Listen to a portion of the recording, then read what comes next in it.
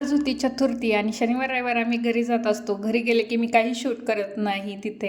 आणि मग निघालो होतो कारण की आज पावसाचा बेत होता, त्यामुळे म्हणलं लवकरच निघावं, कारण की मागच्या वेळेस चांगलं पावसात अडकलो होतो आम्ही.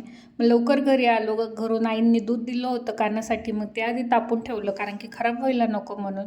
मग मस्त भरलेली वांग्यांचा बेत केला होता. काना तोपर्यंत बाहेर गेला होता, तर त्यांनी पेढे घेऊन आला होता. म्हणलं आणलेचे तर देवाला ठेवून घ्या आधी, कारण की त्याला तोपर्यंत वेळ दम निघत नाही म्हणून. मग त्यांनी पेढे खाल्ले आणि मग चंद्रोदयाचा वेळ झाला होता, तोपर्यंत पूजा वगैरे सगळं करून घेतलं आणि जेवायला बसलो. मस्त वांगे आणि चपाती भात असं एन्जॉय केलं. नंतर भांडे घासून घेतले, कारण की ते सकाळपर्यंत ठेवले ना की सकाळी कामच उरकत नाही, कारण की डब्याला उशीर होतो.